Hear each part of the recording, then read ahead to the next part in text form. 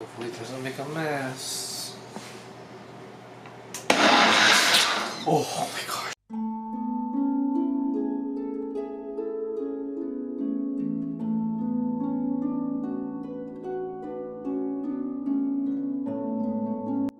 This is what we're making today. Radish and veggie soup. After 3 months of non-stop requesting, I'm finally making your requested dish. This is for you, Rubina980. Radish and veggie soup. Now, there were multiple ways I could have gone about when I was creating this dish, such as making a minestrone, but after debating it for a while, this has become my final interpretation. So now let's cook my version of this soup. After cutting up all our veg, we're going to generously oil the pan with olive oil. Then we're going to throw in our mirepoix, which consists of 1 part carrot, 1 part celery, and 2 parts onions. We're going to saute this for about 5 minutes on medium heat or until the onions turn translucent. Next, we're going to saute our garlic and mint. We're going to saute this until the mint wilts. This should only take about 30 seconds to a minute.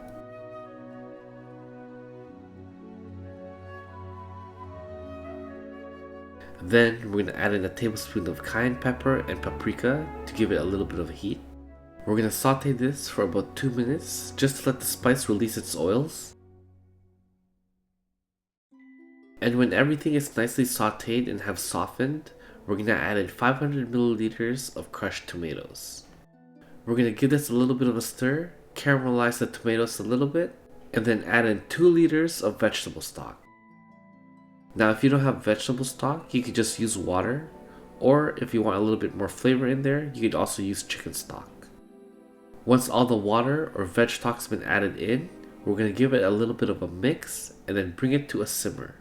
We're going to simmer this for about 30 minutes to soften all the veg. Once everything is nice and soft, we're going to throw this soup into a blender. Now, when you're pureeing very hot soup, it's very important that you don't overcrowd the blender, or this happens. So instead of putting all the soup into the blender to puree it, I had to split it up and do it in 3 batches. After blending it for about 2 minutes for each batch, you should have a nice smooth puree. At this point, we're going to throw it all back into a pot and season it with salt and pepper. Once the taste of the soup is to our liking, we're simply going to set it aside and keep it on the stove on low heat. Next, we're going to tend to our garnishes. We're going to peel this radish and cut them into little medallions. It should be about ½ an inch thick. We're also going to do the same thing for Roma tomatoes, but they're going to be slightly thinner than the daikon.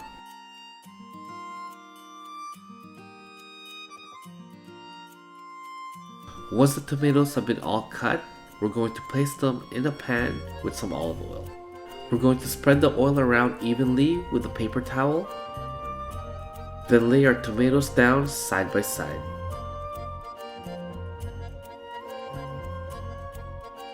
Once all our tomatoes have been laid down, we're going to drizzle it with a little bit more olive oil and then season it with salt and pepper. Now we're going to throw this into a little toaster oven and broil it for 10 minutes at 500 degrees Fahrenheit. And as a final step, I'm going to take the daikon and place it into the soup base that I took before I blended it, and then simmered it for about 10 minutes or until the daikon is fork tender. And once the daikon is ready, we're going to get ready to plate.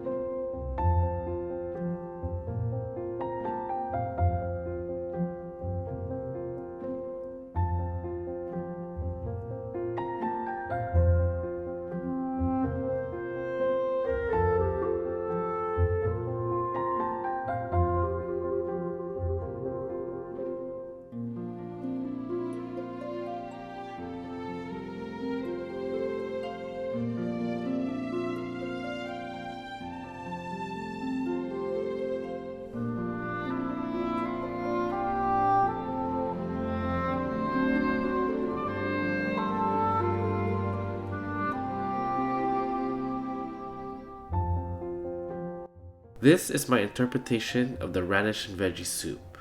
If you guys like what you see, make sure you hit that like button, okay? It would really help me out with the algorithm. Anyways, as for the tasting, before cooking any Genshin Impact dishes, I really didn't think tomato and mint would go well together, but surprisingly, it actually does. And the reason why I chose to puree the soup, then leaving it as is so that I could really taste the mint and tomato combination. But as for the radish and tomato combination, I'll be honest, it's really not working for me. I just don't believe that the radish belongs in this interpretation of the dish. Anyways, that's it for this episode. If you guys like what you see, hit the like button.